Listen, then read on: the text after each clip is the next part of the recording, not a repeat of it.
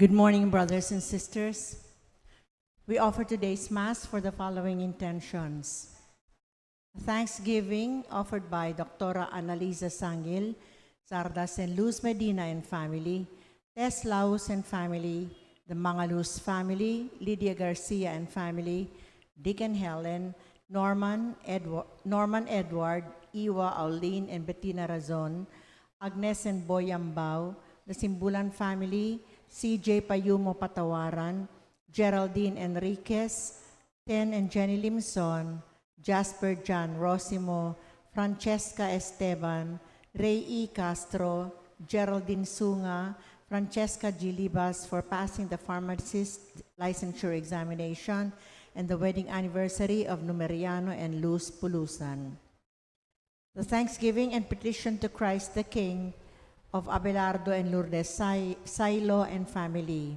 A thanksgiving and special and family, Aris and Manette Pineda, Marie de Jesus, Ernesto Reyes, Imelda Reyes and family. A thanksgiving and good health of Imelda, Clifford Ray, and Crystal Rio Umali. Thanksgiving and special intention and good health of Maynard and Ovi Ong and family. For the guidance and protection of the Holy Spirit of Annie B. Razon and family, Alfredo Jr. and Amelia Julian and family, Socorro Garma and family, and Bert and Angie Bautista. For the birthday of Estrella Manalad, Emmanuel Yeshua Aguilar, and for the good health of Maria Paz Miranda. The good health and complete healing of Emeline and Takao Inoue, Josie Palafox, June Roque, Resurrection Tala, Dr. Rowena Zabat San Mateo, Lourdes Silo and Joey Silo, Ben De Jesus, Lorna David, and Fred Caballa. For the good health and complete healing from cancer and all sickness of Ana Marie Santos. For the complete healing and speedy recovery of Remigio Pangan, Elaine de la Cruz and family, Dr. Annalisa Osorio, Reynardo Ventura, Clarita Doruelo, Mariel Guevara Miranda, Merly Freeland, Maria Reyes, Perla Basa, Abelardo and Lourdes Silo, Neil Tanueco, and Nympha M. Tayag. For the special intentions of Vic and Tita Hinko, Charina and Patricia Foronda, Lori Romel, Rashid Medina, Dr. Brando and Luella Angeles, Orlando and Rosel Pesigan, Rebecca Gomez, Jeffrey Bondoc, Choi and Yan Hizon, Paulo and Tuesday Hizon, Ann Paulette S. Malang, William Russell S. Malang and family, Cañete and Ganzon family, Russell, Bianca and Jared Reis Tiron, Joy and Vicky Blanco, Rosario Galang, Ian Josh Parungaw, Ian Parungaw, Romel, Riza and Pauline Del Rosario, Eleanor Ventura, the Simbulan family, Aldrin Bernardo and family, Mary Genesis Sunga and Patricia Esteban. In remembrance of the faithful departed of the recent death of Evangeline Peralta Mercado, Candido Tolentino, Virginia Co, Ruben Pineda, Maria Luisa Carcino, Juana Tiglao, and Cesar de Jesus, for the souls of Juanito and Romulo Serrano, Juanito and Romula Serrano, Liberato Levi Laus, Potenciana and Seferino Laus, Francisco and Juliana Abes, Richard Jules Medina, Zar Noel Medina, Agaton and Consolacion Bartolome, Eloy Sr. and Purita Medina, Virgilio Bartolome, Melencio Bartolome, Pedro and Purita Cagaanan, Avelina de la Cruz, Rodolfo Siriaco, Elpidio del Rosario, Marian G. Ocampo, Amando Layag Sr., Estela Layag, Narciso Layag, Magdalena and Elio Madrid, Marnie Castro, Honorato Bustos, Oscar, Democrito, Cesar Umali, Natividad Buwan, Cristeta Lumbang, Merla and Olga Suba Mangaluz, Jury J. Stua, Ramon Ramodeda Sr., Cesar David, Jose Yazon, Perla Yazon, Trina Yazon, Rodrigo Yazon, Benedicta Tapia, Manuel Cerezo, Leonel Gopez, Perlito P. Canlas, Elizabeth and Floro Dulay, Santos Pascual, Rosario and Orlando Silva, Edgardo and Susan Cacha, Teresita Y. Fabros, Dennis Salvador, Oliva Dizon, Mario Fabros, Buenaventura Ugarte, Evelyn Sinio, Maria M. Reyes, Sor Querubina, Deogracia C. Aguirre, Evangeline Peralta Mercado, Evelyn Inventor David, Francesca Liwanag, Felobella Gilas, Faustino L. Sadsad, Gaudencio Mangune, Arsenio Atoy, Flora Areola, Christian Sandique Salvador, and for all the poor souls in purgatory offered by Abelardo and Lourdes Silo and family.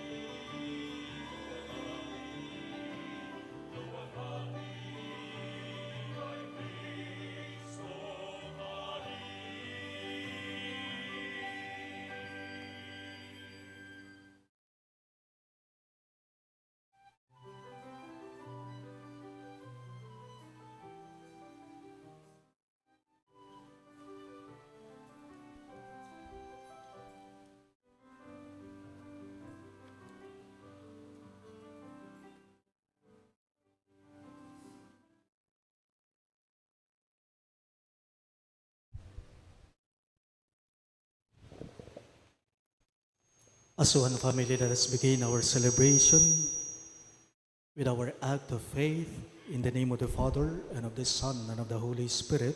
Amen.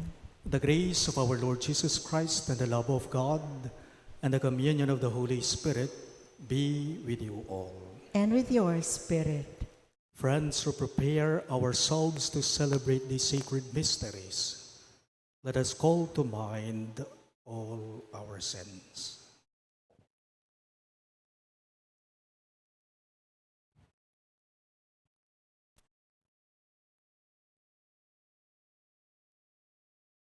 Together we say, I confess to Almighty God and to you, my brothers and sisters, that I have greatly sinned in my thoughts and in my words, in what I have done and in what I have failed to do, through my fault, through my most grievous fault.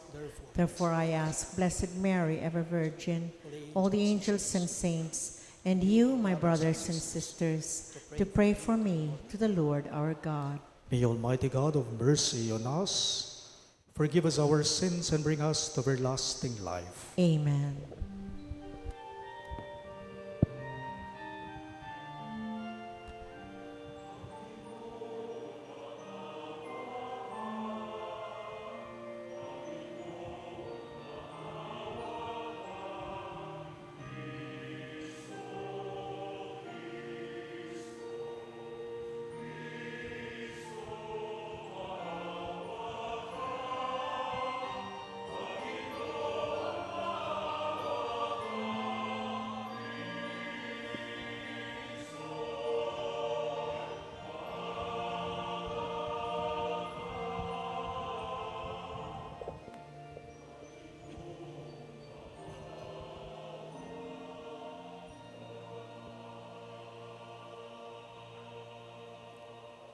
Glory to God in the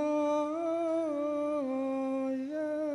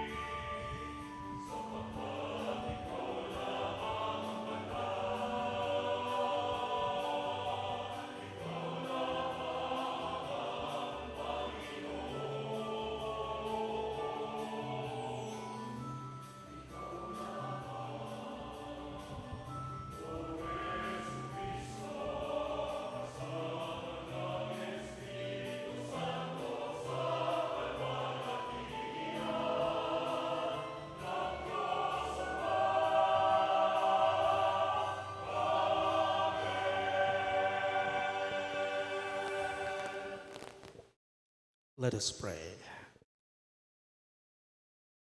Almighty ever-living God, whose will is to restore all things in your beloved Son, the King of the universe, grant, we pray, that the whole creation set free from his slavery may render your majesty service and ceaselessly proclaim your praise. Through our Lord Jesus Christ, your Son, who lives and reigns with you in the unity of the Holy Spirit, one God, forever and ever. Amen.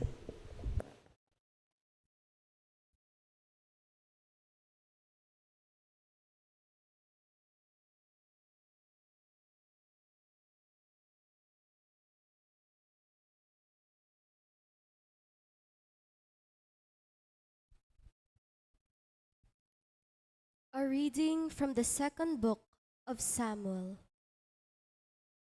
In those days, all the tribes of Israel came to David in Hebron and said, "Here we are, your bone and your flesh.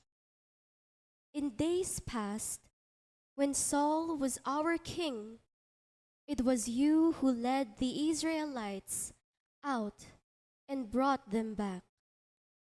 And the Lord said to you, 'You shall shepherd my people Israel, and shall be commander of Israel.'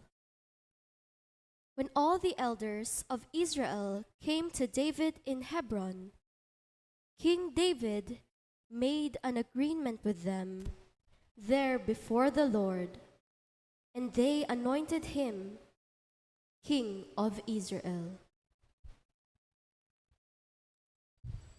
The word of the Lord. Thanks be to God. Let our response to the psalm be, "Let us go rejoicing to the house of the Lord." Let us go rejoicing to the house of the Lord. I rejoiced because they said to me, "We will go up to the house of the Lord."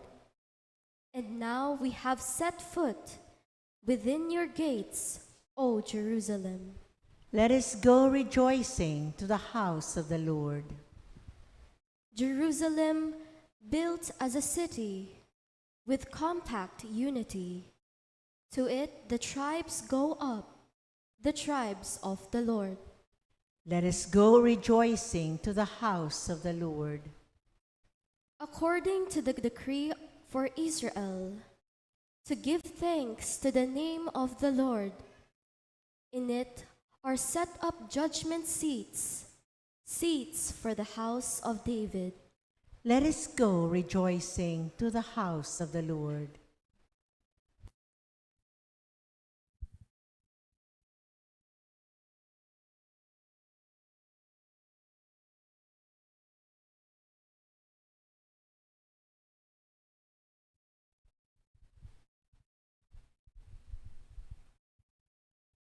A reading from the letter of St. Paul to the Colossians. Brothers and sisters, let us give thanks to the Father, who has made you fit to share in the inheritance of the holy ones in light. He delivered us from the power of darkness and transferred us to the kingdom of his beloved Son, in whom we have redemption, the forgiveness of sins. He is the image of the invincible God, the firstborn of all creation. For in him were created all things in heaven and on earth, the visible and the invisible, whether thrones or dominions, or principalities or powers. All things were created through him and for him. He is before all things, and in him all things hold together. He is the head of the body, the church. He is the beginning, the firstborn from the dead, that in all things he himself might be preeminent. For in him all the fullness was pleased to dwell, and through him to reconcile all things for him, making peace by the blood of his cross. Through him, whether those on earth or those in heaven.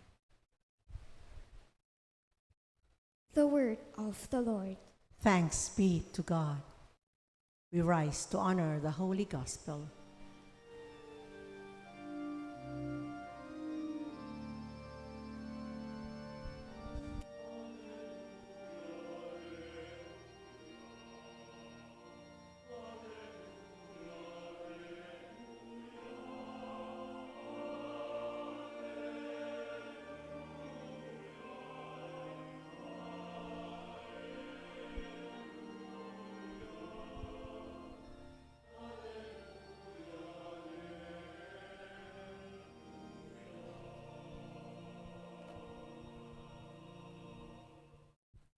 Blessed is he who comes in the name of the Lord.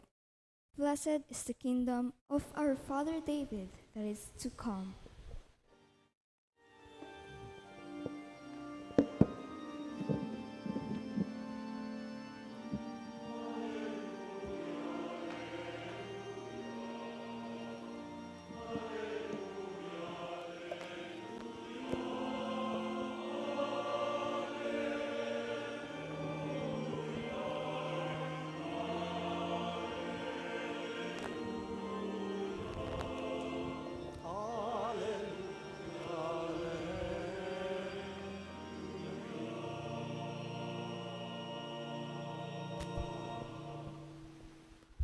The Lord be with you.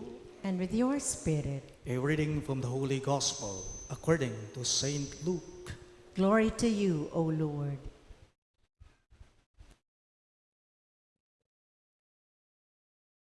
The rulers sneered at Jesus and said, "He saved others, let him save himself, if he is the chosen one, the Christ of God." Even soldiers jeered at him.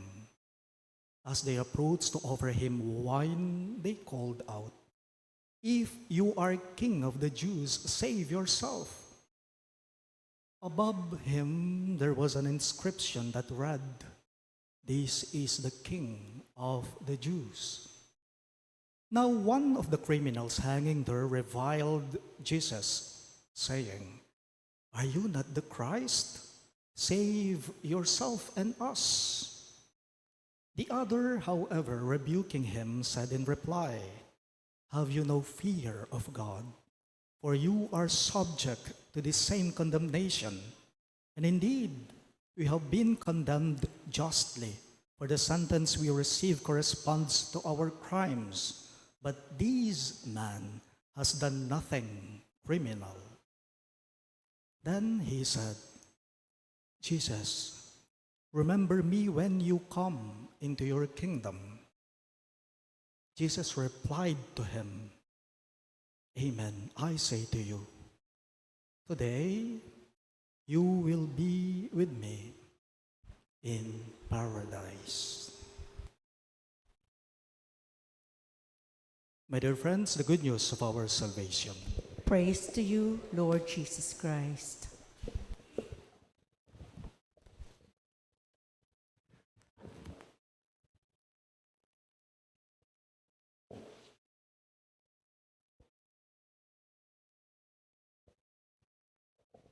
Good morning to everyone. Pag masusyan tayo po nganing Domingo, ingawsan tamong solemnidad na ning Kristo ngari. Today, we celebrate the solemnity of Christ, the King of the universe, or Cristo Rey Sunday. Nga tamo, ewari po. Today's Holy Mass, my dear friends, is very significant. And maybe some of you are not even aware of it. Mamupusta na po nganing Domingo. Manarita na po. King liturhiyang pampisamban. Manyaratana. Manyaratana, mamupusta na. Bakit? Dahil sa susunod na linggo po, mag-iiba na naman yan yung tinatawag nating kalendaryong pangliturhiya natin. By next Sunday, mag-uumpisa na naman tayo, magsisimula na naman tayo sa una, which is the season of Advent. So, king tutuking Domingo, bayong banwa po. King tutuking Domingo, New Year po. Bayong banwang kalendaryong pangpisamban. Ako po'y naniniwala kung hindi ka liturgist or hindi ka aware sa mga pagdiriwang natin sa simbahan na hindi mo maa-appreciate itong ating pinag-uusapan. Kung hindi ka aware o hindi ka liturgist, marahil ay hindi ka interesado o hindi mo maiintindihan itong tinutukoy ko nga naman. Madalas po naming sinasabi, kaming mga pare, na ang bagong taon sa simbahan, ang New Year, sa kalendaryong pangliturhiya sa simbahan, ay hindi naman po January 1 talaga. Alam natin ang January 1, bagong taon, New Year, pero sa simbahan, hindi. Hindi. Dahil ang New Year po, ang bagong taon sa simbahan, it is the beginning of the Adventus or the Advent season. And we will be celebrating that on the last Sunday, last day of the month of November, which is next Sunday, November 30. And today, we say goodbye to liturgical calendar cycle C. Today, this Sunday, we are saying goodbye to church liturgical calendar cycle C. Next Sunday, balik tayo sa cycle A. There are two celebrations, my dear friends, that we normally do, or two celebrations to mark the passing of time in our lives. The first one is the despedida. And the other one, siyempre pag may despedida, meron din namang bienvenida. Despedida, which means farewell, bye-bye, goodbye, hooray. And on the right side, again of me, is the bienvenida, which means hello, welcome, welcome to the family. Kaya nga po, hindi nakakapagtaka kung napansin po ninyo, hindi nakakapagtaka, lalong-lalo na sa atin dito sa Pilipinas, mayroong pong sumikat na movie o film or pelikula noon na pinagtambalan ni na Catherine Bernardo at Alden Richards noon. Tapos nag-part 2 pa nga ito more than a year ago. The title of the film, the movie, was Hello, Love, Goodbye. Tapos nagkaroon ng part 2, Hello, Love, Again. Hindi nakakapagtaka, hindi kataka-taka kung bakit mayroong sumikat na pelikulang Hello, Love, Goodbye that ended up to be the highest grossing Filipino film of all time. From Star Cinema, which was directed by Cathy Garcia Molina, if I'm not mistaken. Life is a series of hellos and goodbyes. Life is a series of hellos and goodbyes. Kaya't ngayong linggong to, ngayon mismo, we are saying goodbye to our liturgical calendar cycle C. And we call that despedida. We call that despedida. Sige nga, tanong lang po. O ba't mo mamiyeta mong despedida? O ba't mo mamiyeta mong despedida po? Tang mama ko, yung metong nga tao, wari pag despedida tayo po. Dimpingaliwa sasabihan da kapag ka pinagdedespedida daw ang isang tao, malungkot iyang okasyon. Pero sa iba, hindi naman. Kagabi po, tumawag sa akin ng kaibigan ko. Kagabi, last night, may tumawag na kabarkada ko, kaibigan ko. Via messenger. Among, sabi niya, good evening po, free ka ngayon, sabi niya. Katatapos ng misa ko, Among, free ka ngayon? Sabi niya, kasi nasa labas kami ngayon, puntahan ka namin. Aru, nga ako kaya? Sabi ko sa kanya, ay tiyempo, nagsimbang mga kapatid ko. Nandito ngayon sa kwarto ko, katatapos lang ng misa ko, kako sa kanya, sayang naman po. Kasi po aalis na.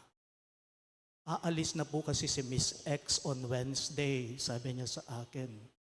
Kasi base sa kwento niya sa akin, itong isang kaibigan, kabarkada namin, na parang na-assign siya for 3 months abroad. Tila ba kagabi, parang despedida sa kanya kasi paalis na. Itong kaibigan. There are 2 things, my dear friends, we want to express when we do a despedida.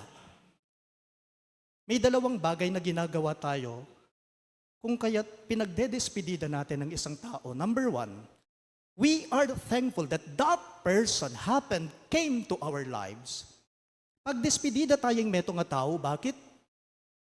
Uling di natang yaking biyeta mo. Nepo, susuportan tayo iting tao. At ene aliwa kay katamuling atin tamong malalama ugnayan relasyon kaya.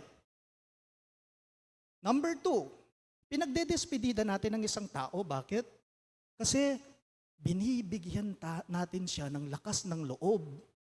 Pinapalakas natin ang loob niya sa sabihin nating bagong buhay na tatahakin niya, bagong assignment na tatahakin niya, o bagong lugar na pupuntahan niya. Sige nga po, how do you say goodbye to the liturgical calendar cycle C? Or let's make it very personal. What are you saying goodbye to? And are you happy saying goodbye? Masaya ka ba? Maswelo ka ba ngayon mapupupus na in liturgical calendar king Santa Iglesia? Dahil next Sunday, mag-iiba na naman tayo. New Year, next Saturday. Sa liturgy, sa simbahan. If you're going to ask me now, mix yung feeling ko. Masaya ko, maswelo kong mag-goodbye. Uling payari na yung banwang cycle C. Bakit? Kasi iba-iba na yung naranasan ko, pinagdaanan ko sa loob ng isang taong to. Marami po sa mga kamag-anak ko, lalo na po mother side, halos magkakasunod. Sunod-sunod yung pagpapaalam ng mga tito-tita ko. Umuwi ako sa amin. Ngayong nakaraang taon, umuwi ako palagi sa amin. Agmisan ko lang, meyangu biela. Meron din naman sa mismong pamilya po namin, sa mismong pamilya namin, mayroong dinapuan ng karamdaman, yung isa, meron naman yung isa, sa miyembro ng pamilya namin, bumalik ang dating sakit niya. Masaya akong mag-goodbye king year ini, kasi hopefully, sana huminto na. Sana po mawala na yung mga nakakatakot, nakakapanghilabot, nakakanerbiyos na mga sakuna at kalamidad sa bansa natin. Pero teka lang, sa mga magnanakaw sa kaban ng bayan, walang goodbye dyan. Dapat papanagutin ang mga yan. But whether we admit it or not, my dear friends, atin mo naman pong mga sanding, mayroon din naman pong magaganda, mabubuting nangyari sa loob ng isang taong to sa atin. Sa liturgical calendar ng Santa Iglesia. Ang ibig kong sabihin dito, hindi naman po lahat ng mga pinagdaanan natin sa buhay o pinagdadaanan natin sa buhay ay hindi magaganda. At naman pong mangayap at mga sampat, nepo. Ako na mo po, on my part, I have discovered a lot of good, very good people that make me so proud to be a human being.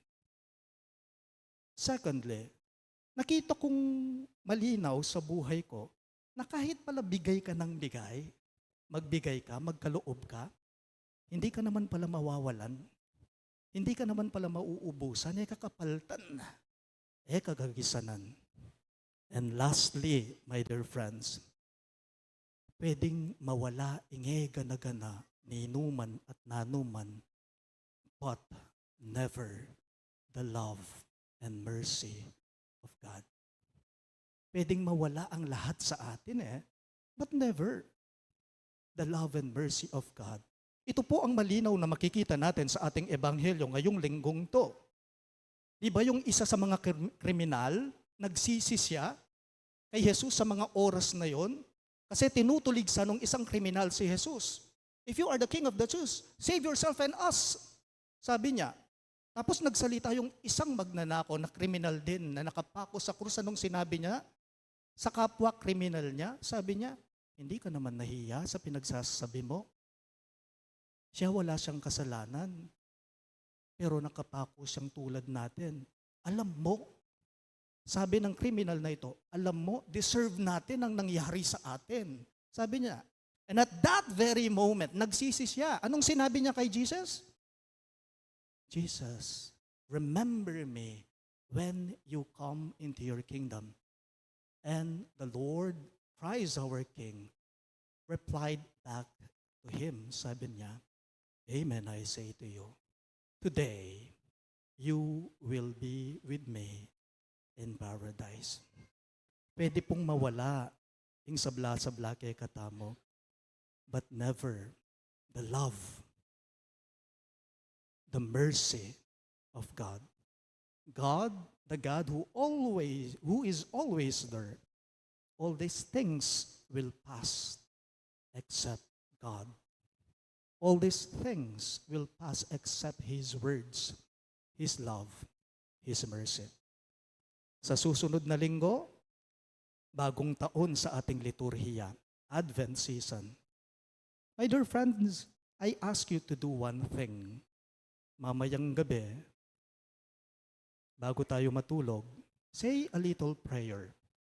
And you say, Lord, thank you for the last liturgical year. Lord, thank you po for the people who were with me last liturgical year. And thank you, Lord, for being there yesterday, today, and tomorrow. May Christ, our King, bless us all. Please all rise. We now profess our faith. I believe in one God, the Father Almighty, maker of heaven and earth, of all things visible and invisible. I believe in one Lord Jesus Christ, the only begotten Son of God, born of the Father before all ages, God from God, light from light, true God from true God, begotten, not made, consubstantial with the Father. Through him all things were made. For us men and for our salvation, he came down from heaven, and by the Holy Spirit was incarnate of the Virgin Mary and became man. For our sake he was crucified under Pontius Pilate. He suffered death and was buried, and rose again on the third day in accordance with the Scriptures. He ascended into heaven and is seated at the right hand of the Father. He will come again in glory to judge the living and the dead, and his kingdom will have no end. I believe in the Holy Spirit, the Lord, the giver of life, who proceeds from the Father and the Son, who with the Father and the Son is adored and glorified, who has spoken through the prophets. I believe in one holy, Catholic, and Apostolic Church. I confess one baptism for the forgiveness of sins, and I look forward to the resurrection of the dead and the life of the world to come. Amen. Through his Godhead, the Lord Jesus reigns over all creation. Let us now ask our Heavenly Father that we may reflect his Son's reign in everything we do. As we all pray, Father, may your Son always reign in us. All of us, please. Father, may your Son always reign in us. May God's people faithfully exercise their priestly, kingly, and prophetic roles for the spread of Christ's kingdom here on earth, we pray. Father, may your Son always reign in us. May church and government leaders exercise their authority not by lording it over other people, but by being servants, following the example of Christ the King, who came not to be served, but to serve. We pray. Father, may your Son always reign in us. May those who make other people suffer by their crimes, corruption, and selfishness repent like the thief in Calvary. We pray. Father, may your Son always reign in us. May we not fear anything or anyone in bearing witness to the truth of Christ. For if the King of Kings is with us, no one can be against us. We pray. Father, may your Son always reign in us. May our beloved dead soon enter paradise to share the happiness and glory of Christ the King. We pray. Father, may your Son always reign in us. that we may take seriously our stewardship of creation and our care for the environment, especially through garbage segregation, its prompt collection, and the appropriate location of garbage sites far from public and residential areas. We pray. Father, may your Son always reign in us. Let us pray for the urgent concerns of our community and our personal intentions.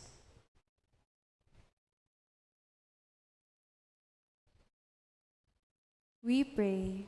Father, may your Son always reign in us. Loving Father, you showed your love for us by sending us your Son to be our Savior and King.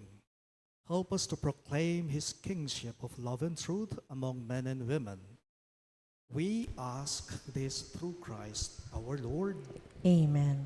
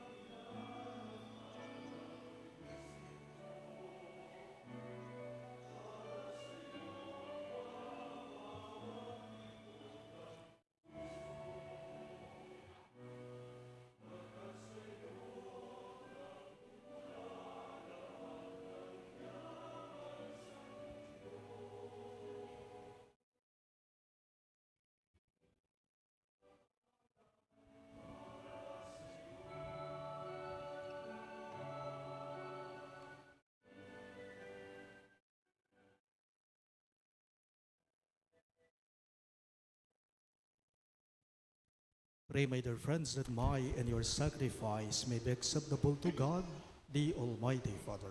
May the Lord accept the sacrifice at your hands for the praise and glory of his name, for our good and the good of all his holy church. As we offer you, O Lord, the sacrifice by which the human race is reconciled to you, we humbly pray that your Son himself may bestow on all nations the gifts of unity and peace. We ask this through Christ our Lord. Amen. The Lord be with you. And with your spirit, Lift up your hearts. we lift them up to the Lord. Let us give thanks to the Lord our God. It is right and just. It is truly right and just, our duty and our salvation, always and everywhere to give you thanks, Lord, Holy Father, Almighty and eternal God. For you anointed your only begotten Son, our Lord Jesus Christ, with the oil of gladness as eternal priest and king of all creation, so that by offering himself on the altar of the cross as a spotless sacrifice to bring us peace, he might accomplish the mysteries of human redemption, and making all created things subject to his rule, he might present to the immensity of your majesty an eternal and universal kingdom, a kingdom of truth and life, a kingdom of holiness and grace, a kingdom of justice, love, and peace. And so, with angels and archangels, with thrones and dominions, and with all the hosts and powers of heaven, we sing the hymn of your glory, as without end we all acclaim.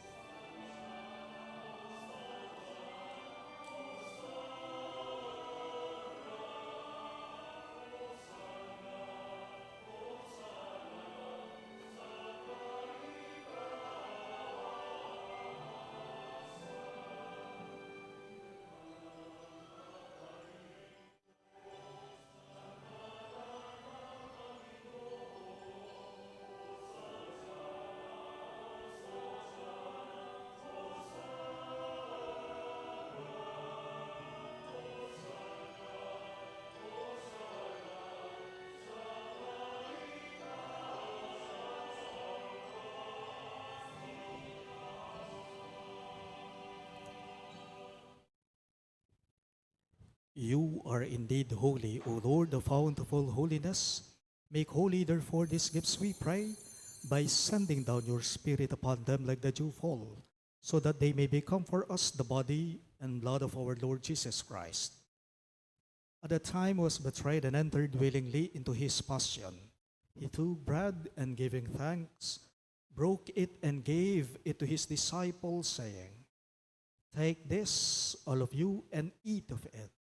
For this is my body, which will be given up for you."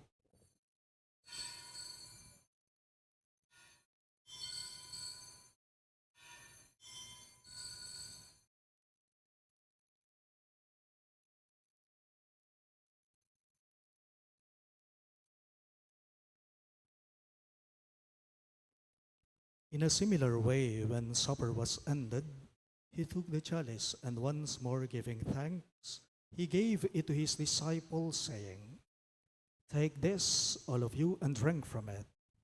For this is the chalice of my blood, the blood of the new and eternal covenant, which will be poured out for you and for many for the forgiveness of sins. Do this in memory of me."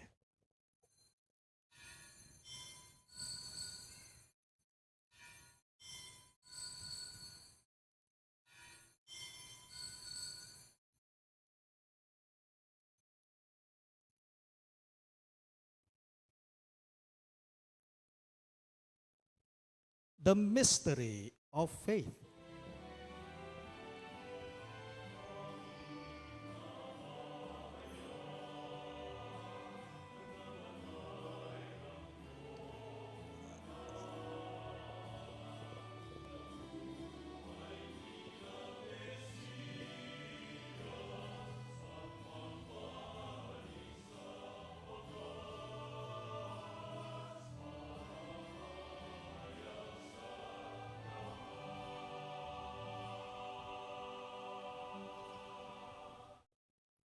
Therefore, as we celebrate the memorial of his death and resurrection, we offer you, Lord, the bread of life and the chalice of salvation, giving thanks that you have held us worthy to be in your presence and minister to you.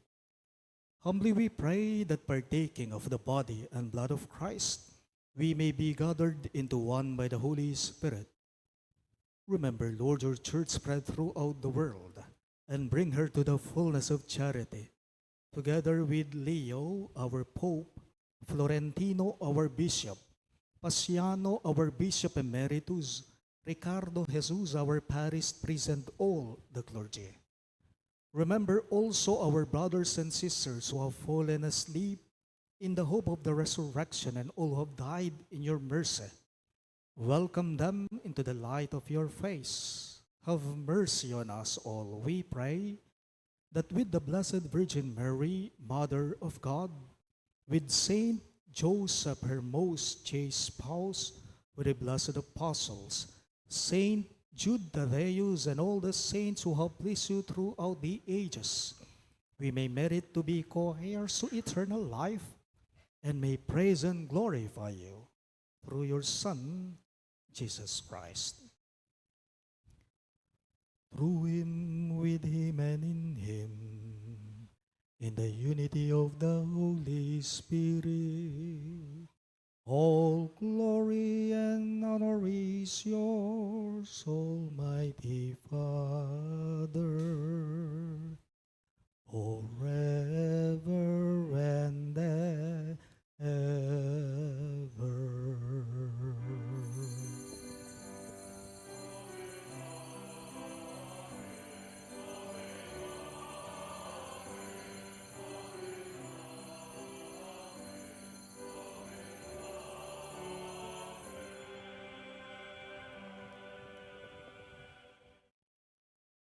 At the Savior's command, and formed by divine teaching, we dare to pray.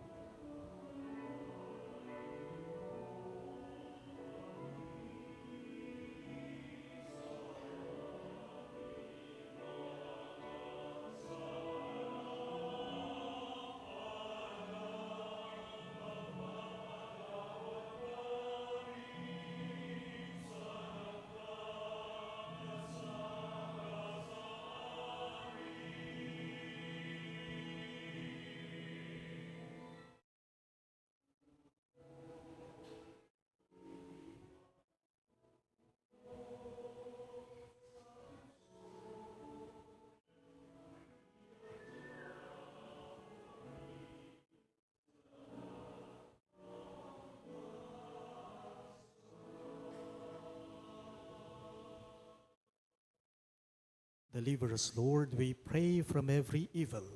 Graciously grant peace in our days, that by the hope of your mercy we may be always free from sin and safe from all distress, as we await the blessed hope and the coming of our Savior, Jesus Christ.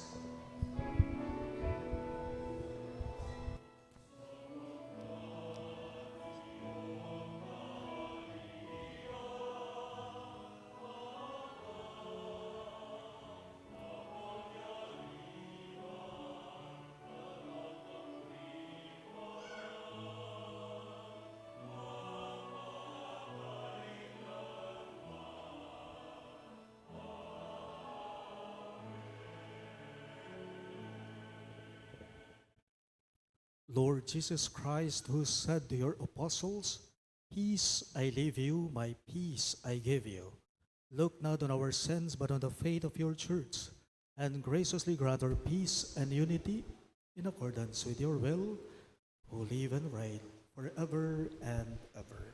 Amen. The peace of the Lord be with you always. And with your spirit. Let us offer each other the sign of God's peace. Peace be with you all.